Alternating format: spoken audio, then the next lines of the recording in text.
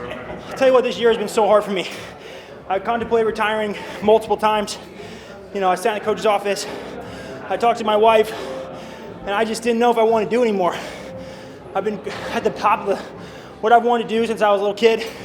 I achieved my lifelong goal of being Olympic champion. I believe if I didn't go to World Championships, 8 weeks later, I'd probably be done. Going there and losing, it was hard. There were times the fire was bright. There were times that I was about to be smoldering and put out.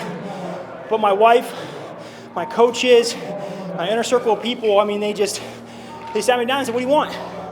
You've earned the right to do whatever you want to do. And I'm not a loser. I'm not going out losing. It feels freaking great. I was hurt all year, hard as could train. And the last 2 weeks has been unbelievable. Switch of focus, mentality, skill development, and just got that fire, that will to win back again. And I need it tonight. This is the first time I've really gone into wrestling Yazdani with super strict intentions, and I followed that. And you know, this is what makes, he's burning that fire for me to continue going. You know, he's that barrier between me and a gold medal in Paris. These are good. World Championships are great, but people will remember us for the Olympics. So that's what it's about. That's what's coming up forward. I made the adjustments. I know he'll go back and make adjustments, and that's the beauty of competition. We're going to keep getting better. We'll go down to the two greatest wrestlers of all time, and we'll be battling and pushing each other the entire time. So thankful for him, but frickin' it feels good to be a champ. I think this is one means more to me maybe than anything, because for the first time ever, I didn't have that fire. I didn't have that, like, what am I doing this for? And there's a lot of changing, a lot of making adjustments, and I have an amazing coaching staff, family that helped me along that journey, and now we're standing here, the best country's flag around my shoulders, champion of the world. Feels pretty good. David, do you have to say anything to Hassan? Do you want to say anything to him? Listen, buddies, losing sucks. You're gonna get better, I'm gonna get better. And next year, we're going to put it online again. I know you'll be there, I'll be there. And let's put on another show for the fans. Give them something else for them to remember in the record books. I'll be there. I know you will too. Let's go battle. Can you explain the respect and relationship you have with Yazdani? I mean, there's not many people that beat me in my life. You know, and he's one that has beaten me at the highest level. I have all kinds of respect for him. He's an amazing competitor, great human. I mean, emotion is raw. When you're competing, you put your heart and soul. I mean, just so many sacrifices, not only of ourselves, our family, I mean, everybody. And, you know, at this level, like, what are he and I doing this for? We've achieved everything we want to do. It's for the pride of our country. It's for the pride of ourselves to go out there. So he's pushing me. He's helping me with that fire. And it's burning pretty hot right now. You know, and there's going to be challenges next year of why am I doing this again?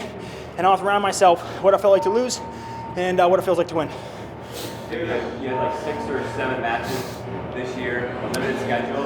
Is that intentional, a plan moving forward, or what do you think about? Oh, I mean, I don't know if I almost didn't wrestle any of those matches this year. You know, I was a week, I was 2 weeks out of Final X, and I called Bill, and I was seriously considering postponing my Final X because I had so much swelling in my knee, couldn't shoot. You know, and I'm like, I got to suck it up. It's now or never. I got to figure this out. You know, and I battled through that match. Valencia's tough. You know, I got so many hungry dudes in the United States that are itching to be in this spot. So I got to be on my A game just to make the team, just to get here. But you know what? Right now it's a success. Every year is an assessment moving forward. But I got the greatest coaches. And when I'm excited, I've said this whole thing, when I'm excited, I don't believe I can be beat. You know, it's a matter of containing that excitement and putting it on the mat when it needs to be put on the mat. How rested were you physically and how calm were you for this fight? How rested? How rested were you physically? Yesterday, I mean, I said I had 2 matches in the year. I had 3 yesterday, so I was tired this morning. You know, but again, you lean on the people you trust, and you know, I've said it this year. It's just really it's that will to win. You know, and I had the will to win today. So I'm grateful to have that. You know, I hope to continue having that moving forward, and if I do, I think I'll continue to have success. How about the final? Like super good defense, never allowed him to sustain. Yeah, I mean, he's so good at what he does, and I think in the past I just believed I was training to be the best, and I just had to go do that. But, you know, Yazdani's so good at what he does. This is a time I went in with a specific plan, you know, and I was able to implement that to, you know, to a T, really, you know. Can't rest on that. You know, I got to go home, take some time off, and reassess. I got to continue to make adjustments, you know. But I believe in this tournament. I got here. I tell my kids home at M2 Training Center, it's not always the best guy that wins. The best guy wins a lot. It's the person that believes in himself the most. I kept telling myself that this weekend. You know, tell my kids this. I have to do the same thing. And I was telling myself when I was walking out here, just believe in your abilities, trust it, believe in it, and you'll go do it. And you know, I did that. So that feels pretty good. You were engaging with the Iranian fans a little bit. They were kind of quiet at the end. It was kind of odd.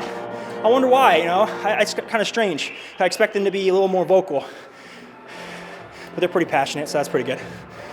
Part of the game, you know, like how you interact with the fans, with the message. Sorry? Part of the game that's Yeah, I mean, it's a show, man. Like, listen, we're putting on the line, but we're the most, you know, we're the number one rivalry in the world for a reason. Like, we would light the scoreboard up. You know, we're putting on the line, we're wrestling, we're dog tired out there. You know, it's just like, listen, that's what we're here for, you know. I mean, you gotta be a little bit of a showman. You know, I'm the magic man for a reason. I put on the show, so, you know, I was able to be on top today, and it feels pretty good. You know, like, it's a busy time right now. You know, my club right now, back home, their first competition's this weekend, really tough event. Next weekend, we just started a new league. They call the Premier National League, the PNL. It's 8 of the best clubs in the country, the United States, are competing. M2 Training Center is one of them. So I get home on Monday. We have our NLWC golf outing on Friday. Saturday morning, catching a flight to Chicago, coaching my kids against the best clubs in the country, come back home. Got Who's Number 1 of Pennsylvania, called True Power, Journeyman, and then 2 weeks later, Super 32, the premier season tournament. You know, so like, this was challenging because I'm trying to be the best. And my kids are in a tough spot right now. They're trying to be the best. So I'm looking forward to being home and spending some time with them, help them achieve their goals. And I always tell them it's very special because we can do it together. And the things that I teach them, the things that I say, I have to believe it. I can't preach something and not do it. And I did that this weekend, so hopefully they can be pretty proud of me. Thank you. Thank you, guys.